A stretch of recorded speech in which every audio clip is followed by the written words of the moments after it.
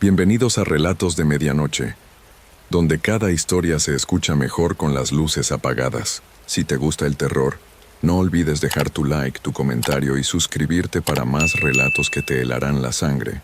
Prepárate, porque el video está a punto de comenzar. La leyenda de la carreta de la muerte es conocida en muchos pueblos de Centroamérica. Dicen que cerca de la medianoche, por los caminos solitarios, se escucha el chirrido de unas ruedas viejas de madera y el lamento de bueyes que arrastran una carreta. Quien la ve no vive para contarlo. Los ancianos siempre advierten que si escuchas ese sonido, debes esconderte y rezar hasta que pase. Nunca debes mirarla. Nunca debes ignorar las señales. Mi nombre es Miguel, y soy de un pequeño pueblo entre San Miguel y Santa Rosa. Lo que voy a contarles no es una historia inventada. Es lo que viví aquella noche cuando acompañé a mi padre en su último viaje. Mi padre se llamaba Esteban. Era un comerciante de telas y especias que viajaba de pueblo en pueblo vendiendo sus productos. Era un hombre terco, de esos que no creen en nada que no puedan tocar con sus propias manos. Siempre se burlaba de las creencias de la gente del campo. Yo tenía 17 años cuando pasó todo. Esa tarde, mi padre me dijo que lo acompañara en su viaje a Santa Rosa. Salimos del pueblo cuando el sol ya estaba cayendo. Yo le dije que mejor esperáramos hasta el día siguiente, pero él insistió. Necesitaba llegar temprano para conseguir los mejores precios en el mercado. El camino era polvoriento y solitario. A ambos lados solo había árboles oscuros y el canto de los grillos. Caminábamos en silencio, mi padre adelante y yo unos pasos atrás, cargando parte de la mercancía. Cuando el reloj marcaba cerca de las 11 de la noche, escuché algo extraño a lo lejos. Era como un chirrido, como si alguien arrastrara algo pesado por el suelo. Me detuve en seco y sentí un escalofrío recorrer mi espalda. «¿Papás, escuchaste eso?», le pregunté con la voz temblorosa. Él se detuvo y prestó atención. El sonido se escuchaba más claro ahora. Era el chirrido inconfundible de ruedas de madera, viejas y oxidadas, rodando por el camino de tierra. «Es solo algún campesino llevando su carga», respondió mi padre sin darle importancia, y siguió caminando. Pero yo conocía ese sonido. Lo había escuchado en las historias de mi abuela. Era el sonido de la carreta de la muerte. Mi corazón comenzó a latir más rápido. «Papá, tenemos que escondernos, es la carreta la que cuentan los ancianos». Mi padre soltó una risa seca y me miró con desprecio. «Esos son cuentos de viejas, Miguel. No seas cobarde». El chirrido se hacía cada vez más fuerte. Ahora podía escuchar también un lamento profundo, como el gemido de animales sufriendo. Era un sonido que te helaba la sangre. Los árboles a nuestro alrededor parecían inclinarse, como si también tuvieran miedo. «Papá, por favor», le supliqué tirando de su brazo. «Tenemos que salirnos del camino, tenemos que escondernos». Pero él se soltó con brusquedad. «Basta, Miguel. No voy a perder tiempo por tus miedos ridículos». Siguió caminando con paso firme, como si nada en el mundo pudiera detenerlo. Yo me quedé atrás, temblando, sin saber qué hacer. Debía seguirlo o esconderme. Era mi padre. No podía dejarlo solo. El chirrido era ensordecedor ahora. Estaba tan cerca que sentía vibrar el suelo bajo mis pies. Y entonces, en la oscuridad del camino, apareció. Era una carreta vieja, muy vieja, con las ruedas desgastadas y agrietadas.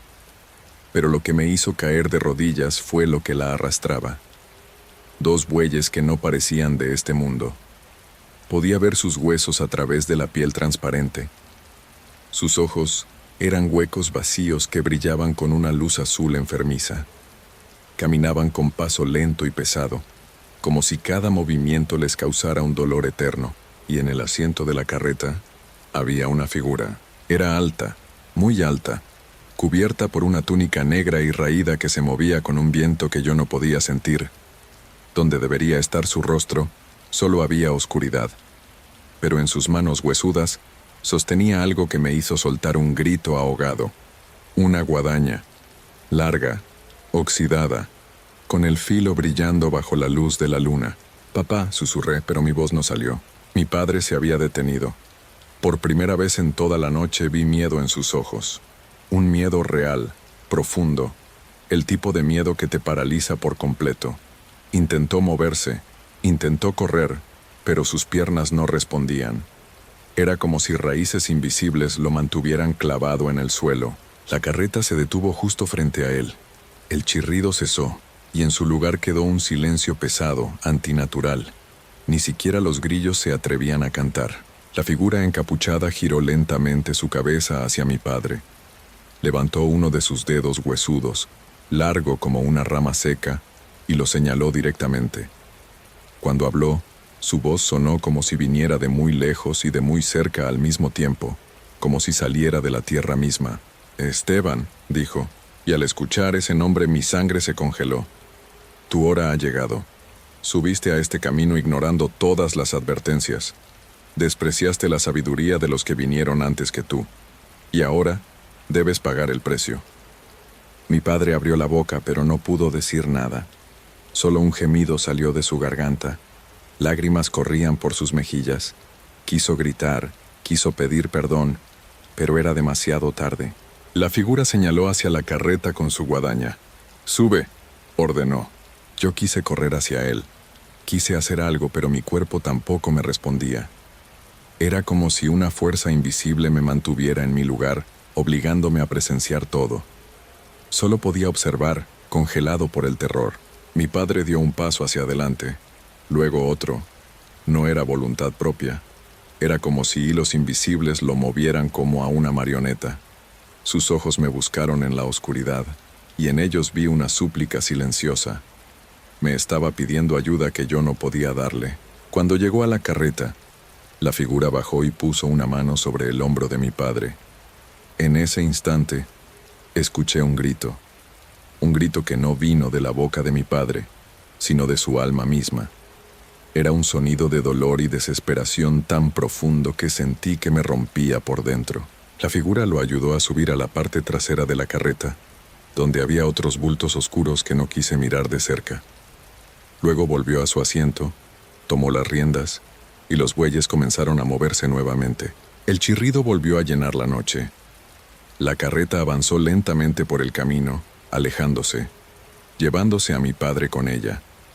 Yo seguía ahí, de rodillas, sin poder moverme, viendo cómo desaparecía en la oscuridad hasta que solo quedó el eco del chirrido a lo lejos. No sé cuánto tiempo pasó. Cuando finalmente pude moverme, el sol ya estaba saliendo. Corrí hacia donde había visto a mi padre por última vez. Ahí, en medio del camino, estaba su cuerpo. Lo encontré tirado boca arriba. Sus ojos estaban abiertos, mirando al cielo con una expresión que nunca podré olvidar. Era una expresión de terror absoluto, como si hubiera visto algo tan horrible que su mente no pudo soportarlo. Su boca estaba abierta en un grito silencioso. Lo extraño era que no tenía ninguna marca, ni un rasguño, ni un golpe. Nada, pero estaba frío, tan frío como el hielo. Los del pueblo vinieron cuando escucharon mis gritos. Me preguntaron qué había pasado, pero yo no podía hablar. Solo señalaba el camino y repetía una y otra vez: la carreta lo llevó. Los ancianos entendieron de inmediato. Movieron la cabeza con tristeza y dijeron que mi padre había sido advertido muchas veces, que la carreta no perdona a quienes la desafían. Han pasado muchos años desde aquella noche, pero todavía puedo escuchar el chirrido de esas ruedas en mis pesadillas. Y cada vez que paso por un camino solitario cerca de la medianoche, apresuro el paso y rezo en voz baja, porque sé que la carreta sigue recorriendo los caminos, sigue buscando a los que no creen, a los tercos, a los que ignoran las advertencias. Y si alguna vez escuchas ese chirrido cerca de la medianoche, haz lo que yo no pude hacer aquella noche. Escóndete, reza, y no mires, nunca mires, porque si la ves, si la muerte te señala con su dedo huesudo, ya no hay vuelta atrás, y tu nombre será el siguiente que pronuncie en la oscuridad. La siguiente historia contiene elementos de terror y situaciones angustiantes que pueden resultar perturbadoras para algunas personas. Se recomienda discreción al escuchar. María Elena vivía en un pequeño pueblo rodeado de montañas. donde todos se conocían y las tradiciones pasaban de generación en generación. Era una joven de apenas 23 años, con el cabello oscuro y ojos que reflejaban una tristeza antigua. Su vida había cambiado para siempre 6 meses atrás, cuando su abuela, la única persona que realmente la había criado, cayó enferma. Durante semanas, María Elena cuidó de la anciana con dedicación, sin separarse de su lado ni un solo momento. Una tarde lluviosa, mientras la luz de las velas iluminaba débilmente la habitación, su abuela la tomó de la mano con una fuerza que parecía imposible en alguien tan débil. Sus ojos, aunque nublados por la edad y la enfermedad, brillaron con una intensidad que María Elena nunca olvidaría. «Hija mía», susurró la anciana con voz quebrada, «prométeme algo. Prométeme que cuidarás de tu hermano Tomás. Él solo tiene 11 años y no tiene a nadie más en este mundo. Prométemelo sobre mi vida». María Elena sintió las lágrimas rodar por sus mejillas.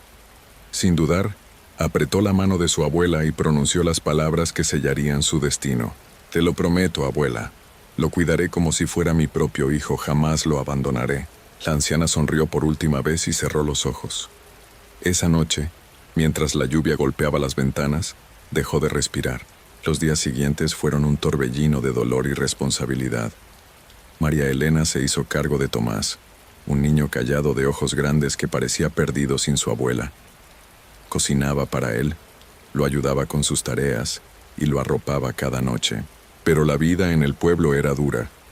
El dinero escaseaba y las oportunidades eran pocas.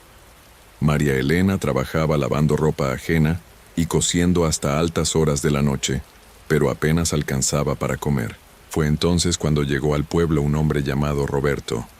Era de la ciudad, vestía ropa elegante y hablaba de un mundo que María Elena solo había imaginado. Le contaba historias de calles iluminadas, de trabajos bien pagados, de una vida sin las preocupaciones que la agobiaban día tras día. Roberto la cortejó con palabras dulces y promesas de un futuro mejor. Le habló de llevarla con él, de darle todo lo que merecía. María Elena sintió algo que no había experimentado antes, la posibilidad de escapar, de ser feliz, de vivir una vida diferente. Pero había un problema. Tomás. «No puedo llevarlo conmigo», le dijo Roberto una tarde mientras caminaban por la plaza. «Voy a conseguirte trabajo, un lugar donde vivir, pero solo para ti. Un niño complicaría todo». María Elena sintió un nudo en el estómago. Recordó la promesa hecha a su abuela, aquellas palabras pronunciadas junto al lecho de muerte. Pero la tentación era demasiado fuerte. «Tengo unos tíos», dijo finalmente con voz apenas audible. «Ellos podrían cuidarlo por un tiempo, solo hasta que me establezca en la ciudad. Después vendré por él». Sabía que era una mentira. Sabía que estaba rompiendo su promesa. Una semana después, María Elena dejó a Tomás en la casa de sus tíos lejanos, una pareja mayor que vivía en las afueras del pueblo. Les dio el poco dinero que tenía ahorrado y les rogó que lo cuidaran bien. Tomás la miró con esos ojos grandes y tristes mientras ella se alejaba. No lloró, no dijo nada. Solo la observó partir, y ese silencio fue peor que cualquier reproche. María Elena subió al autobús junto a Roberto, tratando de ignorar el peso que sentía en el pecho. Se repetía a sí misma que volvería pronto, que esto era lo mejor, que su abuela lo entendería. Pero en el fondo, sabía la verdad. Los primeros días en la ciudad fueron como un sueño. María Elena trabajaba en una tienda de ropa, ganaba más dinero del que había visto en su vida, y Roberto la llevaba a lugares que nunca imaginó conocer. Por las noches, cuando cerraba los ojos, veía el rostro de Tomás mirándola partir, pero trataba de ahuyentar esos pensamientos. Pasaron las semanas, luego los meses. María Elena llamaba ocasionalmente a sus tíos desde un teléfono público. Las conversaciones eran breves e incómodas. «Está bien», decían ellos con voz seca. «Come poco, pero está bien». Ella enviaba algo de dinero cuando podía, pero nunca era suficiente. La culpa comenzó a crecer dentro de ella como una sombra que se hacía más grande con cada día que pasaba. Por las noches, tenía pesadillas. Soñaba con su abuela llamándola, con Tomás llorando en la oscuridad, con voces que susurraban su nombre desde lugares vacíos. 3 meses después de su partida, llegó la festividad de los difuntos. En el pueblo, era la celebración más importante del año, cuando las familias visitaban el cementerio para honrar a sus seres queridos. María Elena sintió un impulso irrefrenable de regresar. «Necesito ir», le dijo a Roberto una mañana. «Solo será un día, tengo que visitar la tumba de mi abuela». Roberto puso los ojos en blanco. «Esas supersticiones de pueblo», murmuró, pero no la detuvo. María Elena tomó el autobús de regreso esa misma tarde. Durante todo el viaje sintió un frío extraño que no tenía nada que ver con el clima. Era como si algo la estuviera esperando. Llegó al pueblo cuando el sol comenzaba a ocultarse. Las calles estaban decoradas con flores de cempasúchil y velas, como mandaba la tradición. La gente caminaba hacia el cementerio en pequeños grupos, llevando ofrendas para sus difuntos. María Elena no fue a buscar a Tomás. No tuvo el valor. En cambio, compró unas flores en el mercado y se dirigió directamente al cementerio, ubicado en las afueras del pueblo, rodeado de árboles antiguos que parecían vigilantes silenciosos. La noche cayó rápidamente. Las familias comenzaron a retirarse, dejando las velas encendidas sobre las tumbas. María Elena se quedó sola frente a la tumba de su abuela, arrodillada sobre la tierra húmeda. «Perdóname, abuela», susurró con voz quebrada. «Perdóname por romper mi promesa, perdóname por abandonarlo». El viento sopló entre los árboles apagando algunas velas. El cementerio quedó sumido en sombras movedizas y silencios pesados. Fue entonces cuando lo escuchó. Un chirrido metálico, lento y constante, como el de una rueda oxidada girando sobre un eje viejo. El sonido venía del camino que llevaba al cementerio. María Elena levantó la cabeza, sintiendo cómo cada vello de su cuerpo se erizaba. El sonido se acercaba, chirrido tras chirrido, acompañado ahora por el golpeteo sordo de cascos de caballo sobre la tierra. En el pueblo, todos conocían esa leyenda. La carreta que recorría los caminos en la noche de los difuntos, buscando a aquellos que habían roto promesas sagradas, a quienes habían traicionado juramentos hechos sobre lechos de muerte. María Elena quiso correr, pero sus piernas no respondían. El terror la había paralizado. La carreta apareció entre la niebla que comenzaba a levantarse del suelo. Era negra como el carbón, tirada por un caballo esquelético de ojos que brillaban con luz rojiza. Y en el asiento del conductor, una figura encapuchada sostenía las riendas con manos que parecían hechas de huesos cubiertos por piel reseca. La carreta se detuvo frente a ella. El caballo resopló expulsando vapor de sus fosas nasales. María Elena cayó de rodillas temblando. «Por favor», suplicó, «por favor, no». La figura encapuchada descendió de la carreta con movimientos lentos y deliberados. Cada paso que daba hacia ella parecía retumbar en el silencio del cementerio. Cuando habló, su voz sonó como si viniera desde el fondo de una cueva profunda, resonando en los huesos de María Elena. «Las promesas hechas a los moribundos son sagradas», dijo la figura. «Son lazos que unen este mundo con el otro, y tú has roto un juramento pronunciado sobre un lecho de muerte». María Elena sollozaba, incapaz de hablar, sintiendo que su corazón podría detenerse en cualquier momento. «He venido por ti», continuó la voz. «Tu tiempo en este mundo ha terminado». La figura extendió una mano hacia ella. María Elena cerró los ojos esperando el final. Su cuerpo temblaba sin control y las lágrimas corrían por sus mejillas. En su mente, vio el rostro de Tomás una última vez, esos ojos tristes que la habían mirado partir. Pero entonces algo cambió en el aire. Una luz suave comenzó a brillar junto a la tumba de su abuela. María Elena abrió los ojos y vio una forma luminosa tomando forma. Era el espíritu de su abuela, transparente como el cristal, pero inconfundible. La anciana se colocó entre María Elena y la figura encapuchada. «Espera», dijo la abuela con voz firme pero gentil. «Esta niña cometió un error terrible, es cierto. Rompió su promesa y me defraudó. Pero yo la crié, y sé que su corazón no es malo. Solo estaba perdida, asustada, buscando escapar de una vida de sufrimiento». La figura oscura permaneció inmóvil, como considerando las palabras. «Ella merece una oportunidad», continuó la abuela. Dame permiso para interceder por ella. Déjala regresar y cumplir su juramento. Si vuelve a fallar, entonces vendrás por ella sin que yo pueda impedirlo. El silencio que siguió pareció durar una eternidad.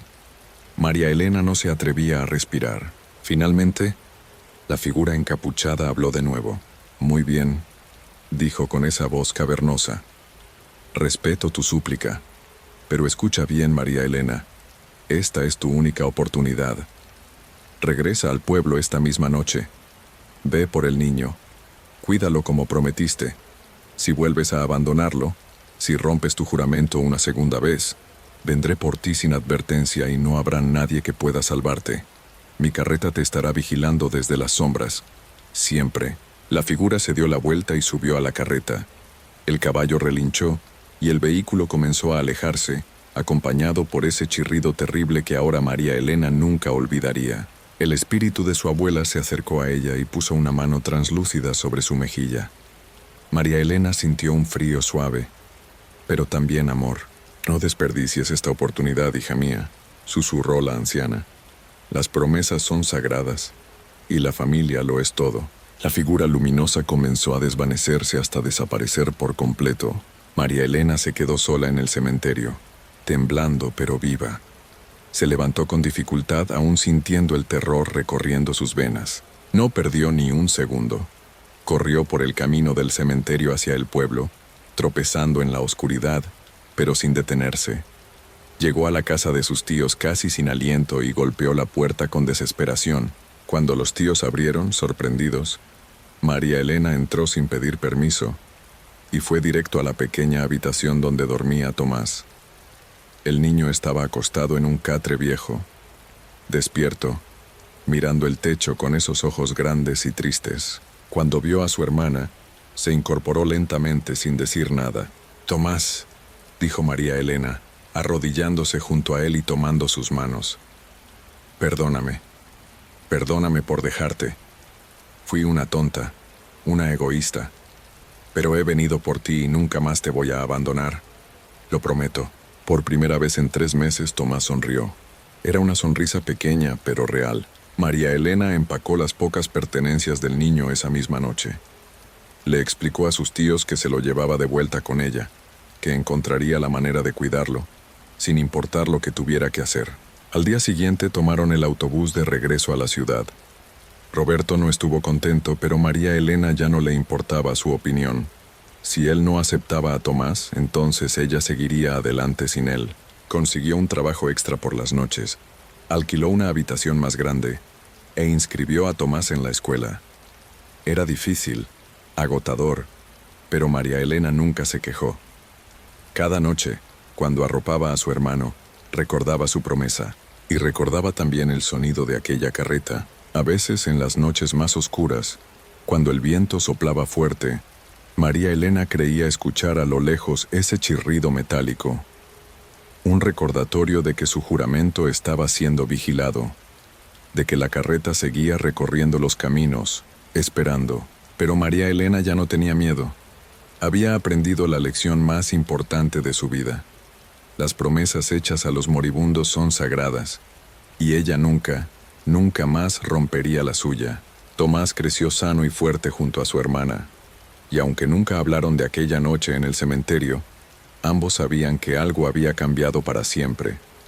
María Elena lo cuidó como había prometido, cada día de su vida, con amor y dedicación, y la carreta desde entonces nunca más regresó por ella. Pero en el pueblo de montaña, los viejos todavía cuentan la historia. Todavía advierten a los jóvenes que las promesas son sagradas, especialmente aquellas hechas junto a un lecho de muerte. Porque en la noche de los difuntos, cuando la niebla cubre los caminos, aún se puede escuchar a lo lejos el chirrido de una carreta antigua, buscando a aquellos que han roto sus juramentos. Y dicen que es mejor cumplir las promesas, porque la carreta siempre está vigilando. La historia que están por escuchar está basada en relatos que se cuentan en las zonas rurales desde hace generaciones. Lo que van a oír puede perturbar su tranquilidad. Se recomienda no escuchar esta narración en la oscuridad ni en lugares solitarios. Lo que sucedió al protagonista de esta historia cambió su vida para siempre. En un pequeño pueblo rodeado de montañas vivía un médico llamado Ramírez. Era un hombre respetado por todos, no solo por su habilidad para curar enfermedades, sino también porque había estudiado en la capital y conocía cosas que nadie más en la región comprendía. Pero Ramírez tenía un defecto que todos conocían. Era orgulloso, muy orgulloso. Cada vez que alguien mencionaba las viejas creencias del pueblo, él se reía con desprecio. Cuando las ancianas hablaban de espíritus o de señales en la noche, Ramírez interrumpía con tono burlón. Esas son supersticiones de gente ignorante, decía mientras negaba con la cabeza. Lo que más le molestaba era cuando escuchaba hablar sobre la carreta, esa leyenda que todos en el pueblo conocían desde niños. La carreta que se escuchaba en las noches oscuras, tirada por bueyes que no dejaban huellas, conducida por una figura encapuchada que venía a buscar a los moribundos. La muerte no es más que el final de las funciones del cuerpo, explicaba Ramírez con altanería. No hay carretas fantasmales ni figuras misteriosas, solo hay ciencia y razón. Los ancianos del pueblo lo miraban con tristeza cuando hablaba así. Sabían que la soberbia siempre se paga cara, pero Ramírez no escuchaba. Él creía que con su conocimiento podía vencer cualquier cosa, incluso a la muerte misma. Una tarde de octubre, el cielo se oscureció temprano. Nubes negras cubrieron las montañas y el viento comenzó a soplar con fuerza inusual. Los animales se inquietaron, los perros aullaban sin razón aparente, las gallinas se negaban a salir de sus gallineros. La tormenta llegó con violencia aquella noche. Los truenos hacían temblar las paredes de las casas, y los relámpagos iluminaban el pueblo cada pocos segundos. La lluvia caía como si el cielo se estuviera vaciando sobre la tierra. Ramírez estaba en su consultorio leyendo un libro de medicina a la luz de una lámpara de aceite, cuando alguien tocó su puerta con desesperación. Era un campesino empapado, con el rostro marcado por la angustia. «Doctor, por favor, venga rápido. Mi hija está muy enferma, tiene fiebre muy alta y no responde. Vive en la finca del otro lado del río». Ramírez tomó su maletín negro y se preparó para salir. El campesino le ofreció su caballo más fuerte. «El camino está difícil por la tormenta, doctor, pero es urgente». Ramírez montó el caballo y se adentró en la noche tormentosa. La lluvia golpeaba su rostro y el viento hacía que el animal tropezara en el camino lodoso. Los truenos retumbaban sobre su cabeza como tambores de guerra. Llevaba cabalgando unos 20 minutos cuando escuchó algo extraño. Por encima del ruido de la tormenta, por encima del galope del caballo y el golpeteo de la lluvia, llegó hasta sus oídos un sonido que le heló la sangre, un chirrido. El chirrido inconfundible de una rueda de madera vieja girando lentamente. Ramírez detuvo su caballo y miró a su alrededor. No veía nada en la oscuridad. Solo los relámpagos iluminaban por instantes el paisaje desolado. Sacudió la cabeza. «Son mis nervios», se dijo a sí mismo. «La tormenta me está jugando una mala pasada».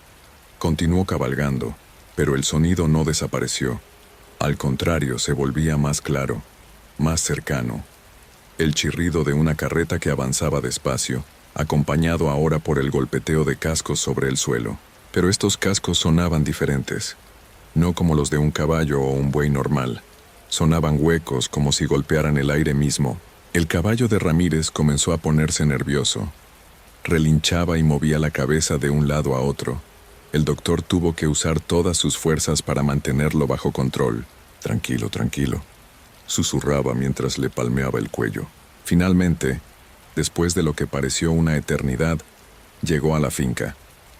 Era una construcción modesta, con paredes de adobe y techo de tejas. Una sola luz brillaba en una de las ventanas. Ramírez desmontó apresuradamente y corrió hacia la puerta. Pero entonces se detuvo en seco. Su corazón comenzó a latir con tanta fuerza que podía escucharlo en sus oídos. Sus manos empezaron a temblar. Frente a la casa, bajo la lluvia, estaba estacionada una carreta. No era una carreta común. Era vieja, muy vieja, con madera oscurecida por el tiempo. Las ruedas eran enormes y tenían un aspecto antiguo, de otra época. Y atados al frente había 2 bueyes. Pero estos bueyes no eran como ningún animal que Ramírez hubiera visto antes. Eran traslúcidos, como hechos de niebla. Sus ojos brillaban con un resplandor pálido y antinatural. No se movían, simplemente estaban allí, esperando, indiferentes a la tormenta que caía sobre ellos. Ramírez sintió que sus piernas no respondían. Quería correr, quería gritar, quería montar su caballo y huir de aquel lugar, pero no podía moverse.